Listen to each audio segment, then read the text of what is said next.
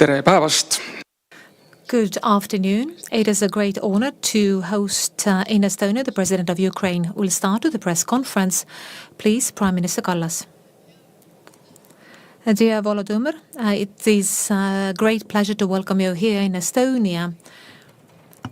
We have visited you a few times in Ukraine, but I'm very happy that you had a chance to visit us here. People in Estonia support Ukraine until victory. It is very important for all of us.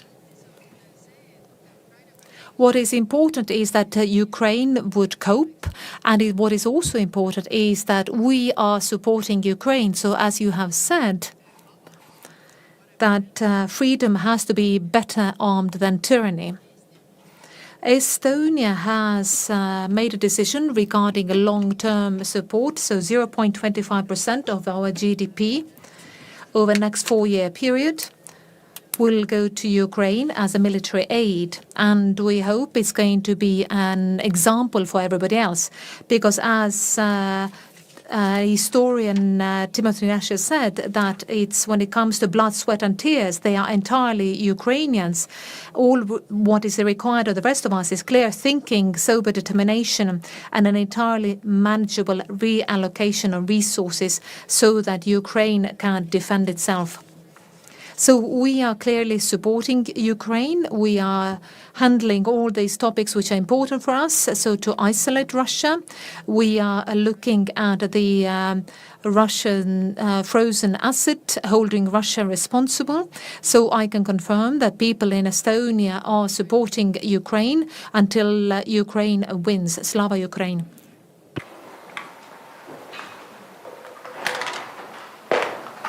I think I can. Yes, sure. Thank you, sir. Доброго дня. Greetings, everybody. First and foremost, I'd like to thank you, Ms. Prime Minister, for the invitation. First and foremost, I'd like to say that together I'm with my team in Estonia because I wanted to thank, first and foremost, your people.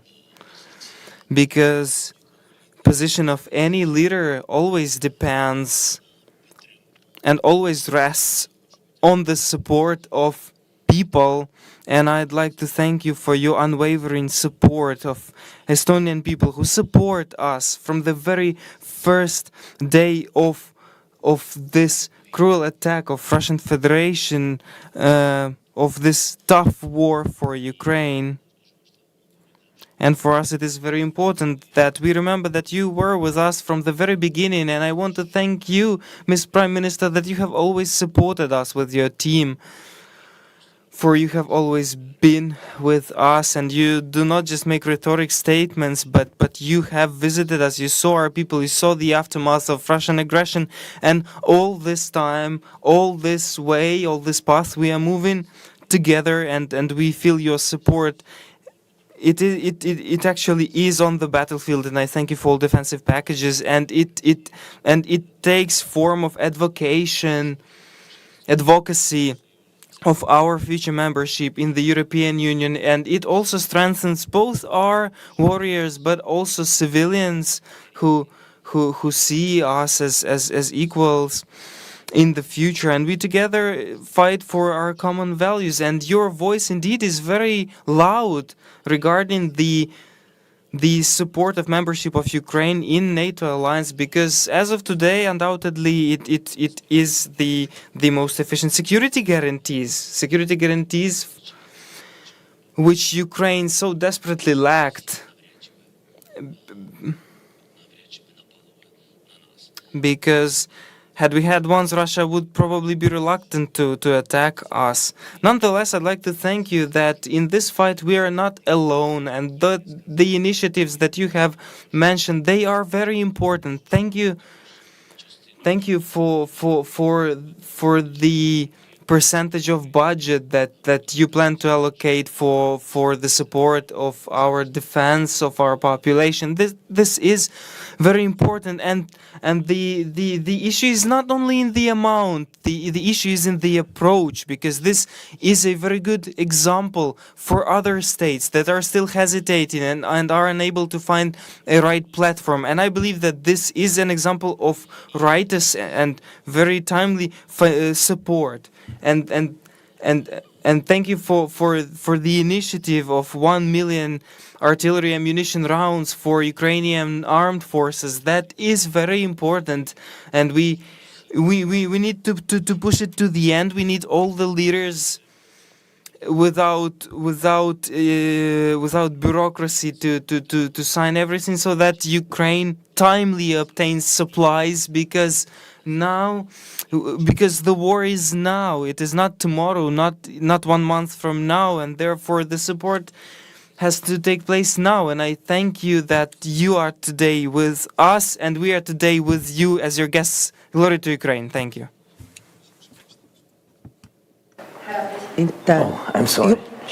Just a second. It's okay. I'm not too Still long fluent, here. still fluent. I don't understand. Okay.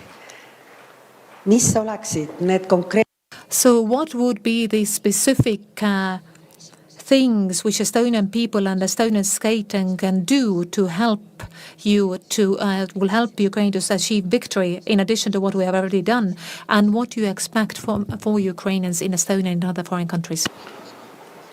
Okay. Дякую. Я почав говорити про цю. I started talking about it. These are very practical things. The decision on artillery package, it is very right and powerful.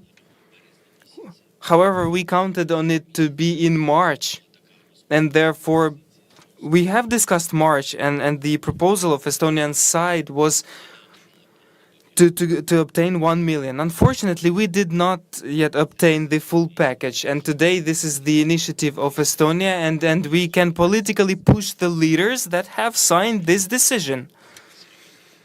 Serious leaders. If these are serious leaders, if their word is of value, then I'm sure that they need to fulfill the decisions and obligations that they have themselves made. And we need to see this contract, because yes, the ammunition round, we are used to it, that sometimes the time frames let down our military men, the time frames. But if we have agreements and contracts in front of our eyes, then this would give us hope that perhaps with some delay, but nonetheless everything will arrive to the battlefield and will strengthen our armed forces. Therefore, your initiative can be fulfilled till the end. That is the first thing. The second thing is that we have worked even before the war, but then not everybody understood how to counteract threats in cyberspace. Well, we understood, but then there was no that was not in wartime, and then we had certain elaborations by our teams. Therefore, this proposal on IT coalition and on joint fight in cyberspace is what we are already working on, and we shall carry on with this mission. The third story is, as I have mentioned, is EU and NATO. In EU, all voices, and we understand that all voices are on one table and everybody is equal, and nobody looks in there on the size of the budget and who helps with what. Each and every voice is very important, because the result, because only consolidated and united decisions bring result. And you know that today we have a delay and blocking of a big financial package, without which it is impossible to survive. Difficult, let's put it like that, difficult. Because there is nothing impossible, but it is very difficult.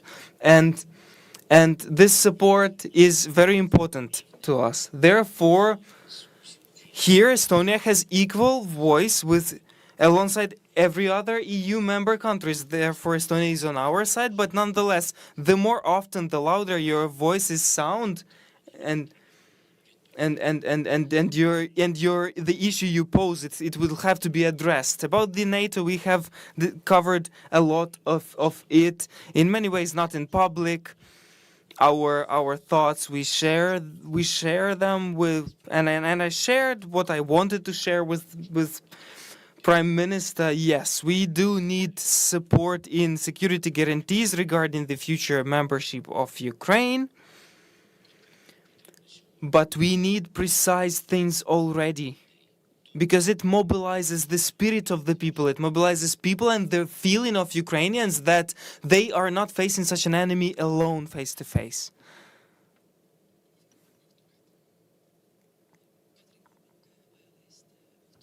Kadri Kuulbak, Õhtuleht newspaper, question for Mr. Zelensky. Should Estonia hand over young Ukrainian men who are in Estonia who are of mobilization age? Ну, почекайте. Почніть спочатку.